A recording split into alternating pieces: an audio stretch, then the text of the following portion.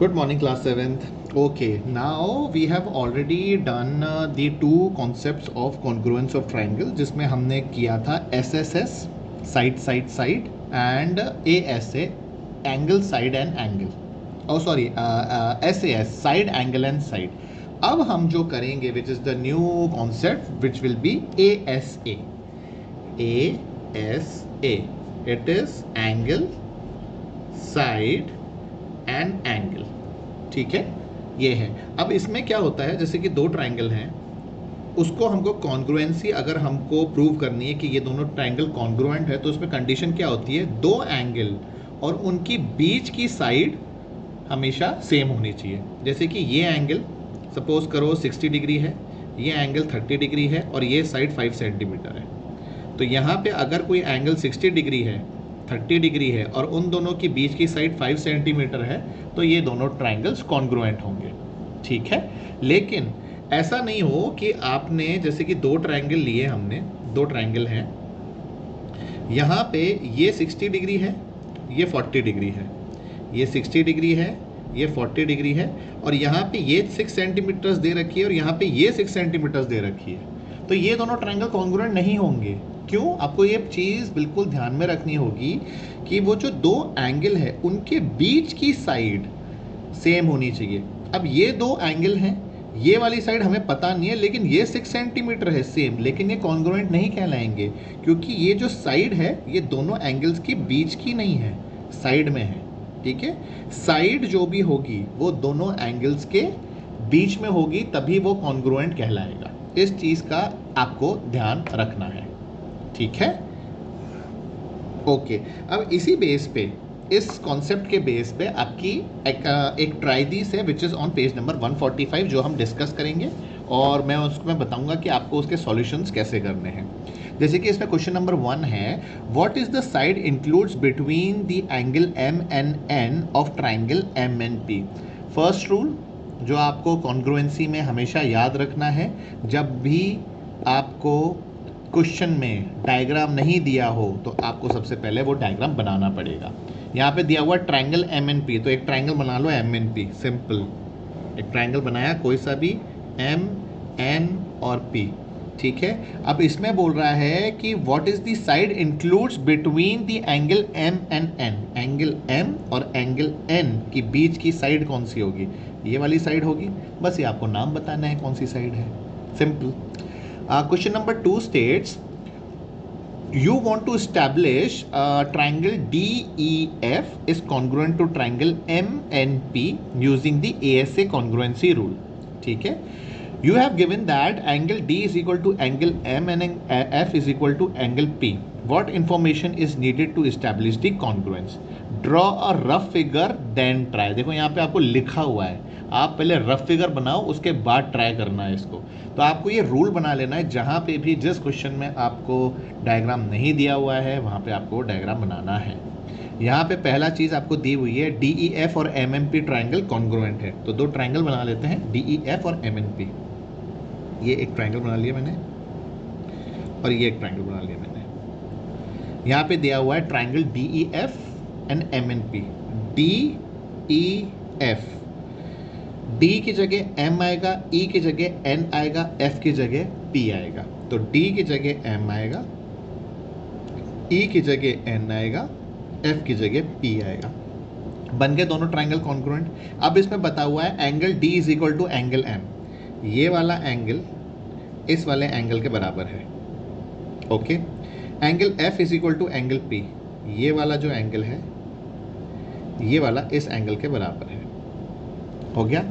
अब वो कह रहा है कि और कौन सी, अब ये दोनों कॉन्ग्रुएंसी है एंगल साइड एंगल के बेसिस पे. ठीक है, अब हमको ये तो बता दिया इसमें एक एंगल और एक एंगल सेम है. तीसरी कौन सी इंफॉर्मेशन बची है जो हमें निकालनी है, वो है साइड. तो आपको बताना है कि कौन सी साइड सेम होगी जिसकी वजह से ये दोनों ट्राइंगल कॉन्ग्रुएंट कहलाएंगे. यही निकालना है क्वेश्चन नंबर 2 में. Okay. Now coming to question number 3. अब यहाँ पे जो हमने पहले जितने भी हमने एक्सरसाइजेस करी उसके अंदर ट्राइंगल्स है ना, बड़े सिंपल फॉर्म में थे, सेम दिखते थे. अब यहाँ पे ट्राइंगल क्या है, फ्लिप्ड है. कई ट्रायंगल घुमा के दिए गए हैं। तो आपको बहुत ध्यान रखना पड़ेगा कि आपको इसमें एंगल्स के वर्टेक्स कैसे शो करोगे और साइड कैसे शो करोगे। ठीक है, मैं आपको बताता हूँ एग्जाम्पल के थ्रू कैसे होगा ये। ठीक है, इसमें काफ़ी अच्छे एग्जाम्पल्स हैं जो कि बहुत ही कंफ्यूजिंग से हैं, बट आप चाहें तो इसको बहुत ईजिली तरीके से कर सकते हैं। जैसे कि ये है, ठीक है, डायग्राम से। इसमें मैं आपको एक करके बताता हूँ विच इज़ द थर्ड वन। ये थर्ड जो डायग्राम है, मैं डायग्राम बनाता हूँ, उसके बाद आपको समझाता हूँ कि एग्जैक्टली इसमें करना कैसे है। Third one is the toughest question इस पार्ट में, ASA के पार्ट में। ओके, अब इसमें डायग्राम कैसे बना हुआ है क्वेश्चन नंबर 3 में। ठीक है, इट इज़ लाइक दिस। ये है, ये है और ये है। ठीक है, और दूसरा डायग्राम है ऐसा। ठीक, ये दिया हुआ है R P Q, यहाँ पे दिया हुआ है M N और L। This is 60 degree, this is 30 degree, और ये साइड 6 सेंटीमीटर दी हुई है। यहाँ पे ये 6 सेंटीमीटर है, ये 60 डिग्री है और ये 30 डिग्री है। ओके, अब आपको एंगल्स के नाम और साइड के नाम कैसे लिखने हैं, आप करेंगे ASA के थ्रू, एंगल साइड एंगल। तो पहला एंगल है जो कि सेम एंगल है, वो ये है R और ये वाला L वाला। लेकिन आप इसको लिखेंगे कैसे, लिखने का तरीका देखना। ये एंगल कौन सा है, ये एंगल को आप बोल सकते हो या तो PRQ या QRP। ठीक है, इस एंगल को सपोज करो मैं एंगल लिखता हूं PRQ।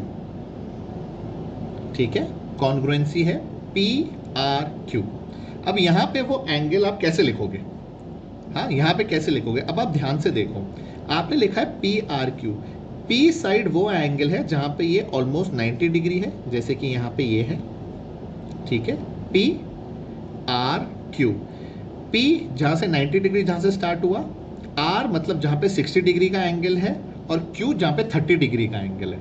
तो हमने स्टार्ट किया राइट एंगल से, फिर 60 डिग्री पे गए और 30 डिग्री पे गए। PRQ, P हो गया आपका राइट एंगल पे, R हो गया 60 डिग्री पे, Q हो गया 30 डिग्री पे।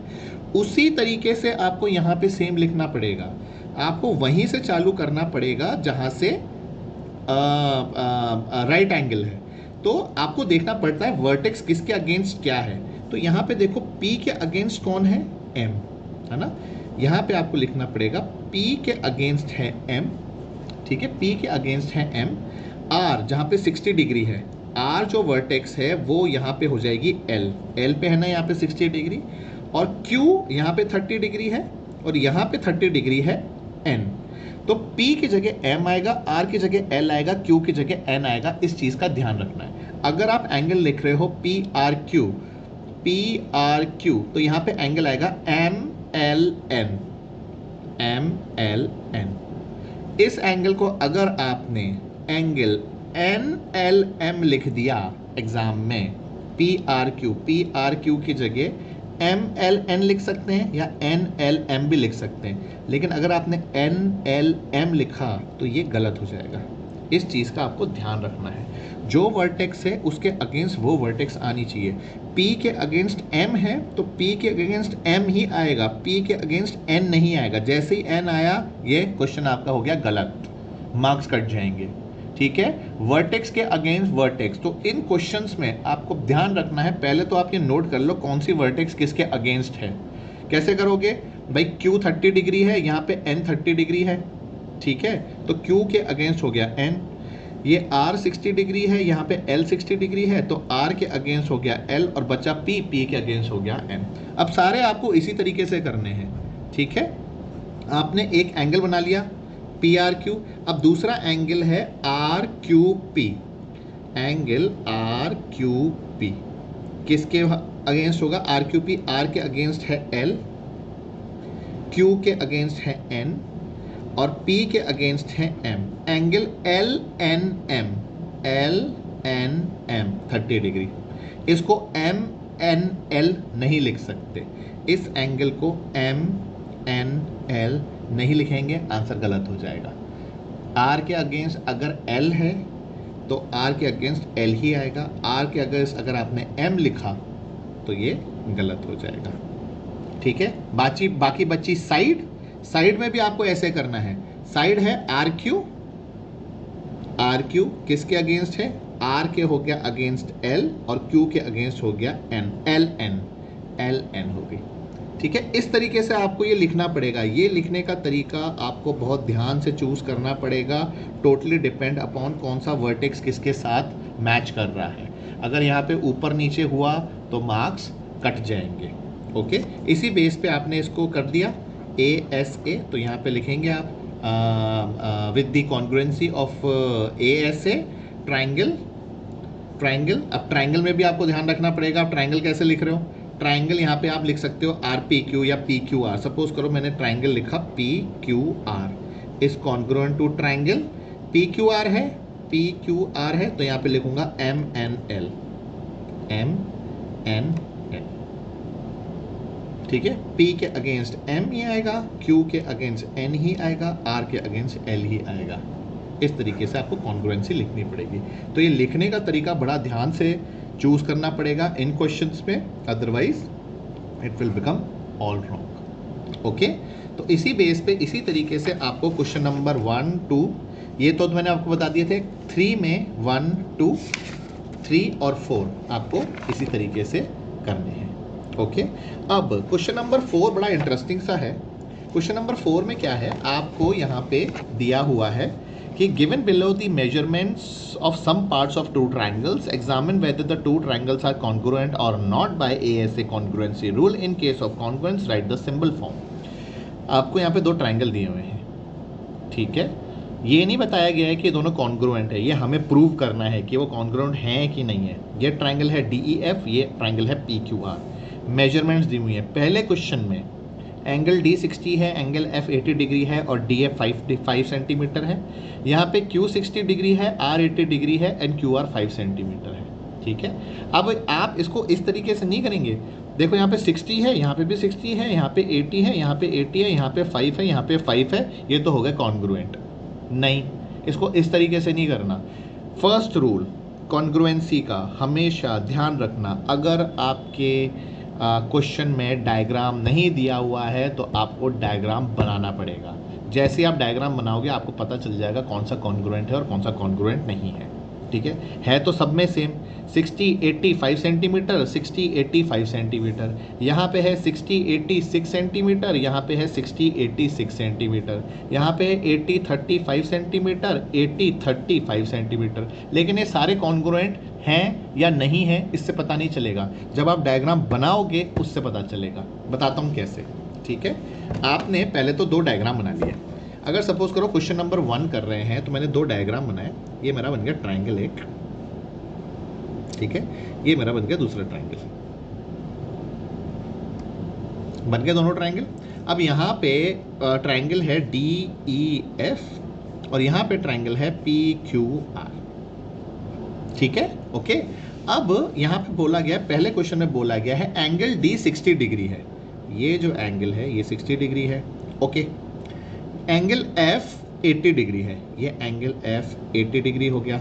ओके, और DF 5 सेंटीमीटर है। डन। दूसरे ट्राइंगल में एंगल Q 60 डिग्री है, ठीक है, एंगल R 80 डिग्री है, ओके, और QR 5 सेंटीमीटर है।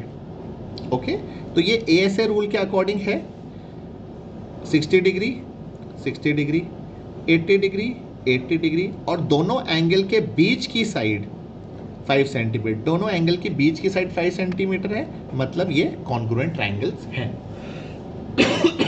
सपोज करो क्वेश्चन नंबर 2 में क्या दिया हुआ है, अगेन ट्राइंगल बनाएंगे हम। हर एक क्वेश्चन में अलग ट्राइंगल बनेगा, एक ही डायग्राम के अंदर सारी चीजें नहीं करेंगे हम। ये है DEF, ये है PQR। अब सेकंड क्वेश्चन में दिया हुआ है D 60 डिग्री है, एंगल F 80 डिग्री है, और DF जो है वो 6 सेंटीमीटर है। ओके, यहाँ पे दिया हुआ है Q 60 डिग्री है, एंगल Q 60 डिग्री है, एंगल R 80 डिग्री है, और QP 6 है, QP जो है वो 6 सेंटीमीटर है। अब देखो यहाँ पे क्या हो रहा है, यहाँ पे ये एंगल है और इनके बीच की साइड है। यहाँ पे ये एंगल है, यहाँ पे एंगल है, लेकिन यहाँ पे बीच की साइड नहीं है, ये साइड यहाँ पर है साइड में, तो ये कॉन्ग्रुएंट नहीं होंगे। क्यों? क्योंकि हमने यही पढ़ा है कॉन्ग्रुएंसी में, कॉन्ग्रुएंट ये तभी होंगे जब दोनों एंगल के बीच की साइड सेम होनी चाहिए। ये दोनों एंगल के बीच की साइड सेम होनी चाहिए। यहाँ पे तो कुछ पता नहीं है, लेकिन यहाँ पे 6 सेंटीमीटर दे रखा है, तो ये ज़रूरी नहीं है कि कॉन्ग्रुएंट हो। अगर यहाँ पे ये 6 सेंटीमीटर होता, QR अगर 6 सेंटीमीटर होता तब ये कॉन्ग्रुएंट होता, लेकिन यहाँ पे QP 6 सेंटीमीटर है, QR नहीं है, तो यहाँ पे ये कॉन्ग्रुएंसी रूल मैच नहीं करती, तो ये दोनों ट्रायंगल्स कॉन्ग्रुएंट नहीं होंगे। इस क्वेश्चन को आपको इस तरीके से करना होगा, डायग्राम बनाएंगे ऐसे, और फिर देखेंगे कि दोनों एंगल के बीच की साइड आ रही है, जैसे यहाँ पे दोनों एंगल के बीच की साइड आ रही थी, दोनों एंगल के बीच की साइड आ रही थी, तो कॉन्ग्रुएंट है। दोनों एंगल के बीच की साइड है, यहाँ पे दोनों एंगल की बीच की साइड नहीं है, कॉन्ग्रुएंट नहीं है, राइट? इस तरीके से इसको करना है। Now coming to question number 5। Question number 5 थोड़ा अच्छा सा क्वेश्चन है, ट्रिकी क्वेश्चन नहीं है, but very very basic concepts वाला क्वेश्चन है। इसमें एक डायग्राम बना हुआ है ऑलरेडी, तो उसको आप कॉपी में उतारेंगे। ऑब्वियसली ऐसा नहीं है कि बुक में डायग्राम बना है तो हम कॉपी में नहीं उतारेंगे, इसको कॉपी में हम वापस करेंगे, और उसके बाद हमें कॉन्ग्रुएंसी प्रूव करनी है। इसमें आपको ऑलरेडी एक चीज़ दी हुई है कि ये ट्राइंगल्स हैं ऐसे, आपको ऑलरेडी बोल रखा है कि ये जो AZ है लाइन, AZ ये वाली लाइन, ये ऑलरेडी इन एंगल्स को बाइसेक्ट करती है। एंगल्स को बाइसेक्ट करती है मतलब एंगल्स को दो दो इक्वल हिस्सों में बांटती है। मतलब कि ये वाला एंगल इस वाले एंगल के इक्वल है, और ये वाला एंगल इस वाले एंगल के इक्वल है। ये और ये इक्वल है, ये और ये इक्वल है, ठीक है? तो ये तो मैं ऑलरेडी बता दिया कि भाई दो एंगल्स इक्वल हैं, ठीक है? और हमको ये पता है कि ये जो A है, A और C ये तो कॉमन लाइन है ना? और ये दो एंगल, ये लाइन, दो एंगल और ये लाइन। अब आप पता कर सकते हैं कॉन्ग्रुएंसी कैसे होगी। अगर मैं ट्रायंगल ADC की बात करूं और ABC की बात करूं, ये दो ट्रायंगल अलग अलग, एक तो ये ट्रायंगल नंबर 1 और ये ट्रायंगल नंबर 2, इन दोनों को हमें कॉन्ग्रुएंट प्रूव करना है। कर सकते हैं, एंगल सेम है, साइड कॉमन है, सेम है, आराम से कॉन्ग्रुएंसी प्रूव हो जाएगी। तो इसमें पहले क्वेश्चन में आपको ये पूछा गया है, state the 3 pairs of equal parts in triangle. कौन से 3 चीज़ें ऐसी इक्वल हैं इन ट्रायंगल्स में जिसके बेस पे आप ये बता सको कि ये कॉन्ग्रुएंट है। कौन सी 3 चीज़ें हैं? ये एंगल और ये कॉमन साइड, ये 3 चीज़ें हैं। क्वेश्चन नंबर 2 पूछा है कि ट्रायंगल BAC मतलब BAC और एंगल DAC मतलब ट्रायंगल 1 और ट्रायंगल 2 कॉन्ग्रुएंट हैं, और गिव रीजंस। ये दोनों कॉन्ग्रुएंट हैं तो क्यों हैं? ऑब्वियसली क्योंकि ये दोनों एंगल सेम है, ये दोनों एंगल सेम है और साइड सेम है, तो ASA कॉन्ग्रुएंसी रूल के अकॉर्डिंग ये दोनों ट्रायंगल कॉन्ग्रुएंट कहलाएंगे। अब हमको पता चल गया है कि ये दोनों ट्रायंगल कॉन्ग्रुएंट हैं। अब हमें ये बताना है कि AB is equal to AD, AB जो है वो AD के बराबर है कि नहीं है। ऑब्वियसली AB और AD के बराबर होगी। अगर ये दोनों ट्रायंगल कॉन्ग्रुएंट हैं तो इनके एंगल्स ASA के अकॉर्डिंग या SSA के अकॉर्डिंग या SAS के अकॉर्डिंग, किसी के भी अकॉर्डिंग ये सब कुछ सेम होगा। तो अगर हम ये कहते हैं कि SSA के अकॉर्डिंग इसकी सारी साइड सेम होंगी, तो ऑब्वियसली AB जो है वो AD के बराबर होगी, और CD जो है वो CB के बराबर होगी, जो आपके क्वेश्चन नंबर 4 में पूछा गया है। ठीक है, आपको बस उसमें ये लिखना है कि क्योंकि ये दोनों ट्रायंगल कॉन्ग्रुएंट हैं तो आपका AB AD सेम है, एंड यहाँ पे CD और CB ये दोनों भी सेम है। ठीक है, इस तरीके से आपको ये एक्सरसाइज जो ट्रायदीस है ये आपको कंप्लीट करनी है। तो आज आपको एक ही ट्रायदीस करनी है which is on page number 145 146। ध्यान ये रखना है कि जब भी आपके क्वेश्चन में डायग्राम नहीं हो, आपको डायग्राम बनाना है, उससे आपको बहुत इजीली हेल्प मिल जाएगी क्वेश्चन को सॉल्व करने की।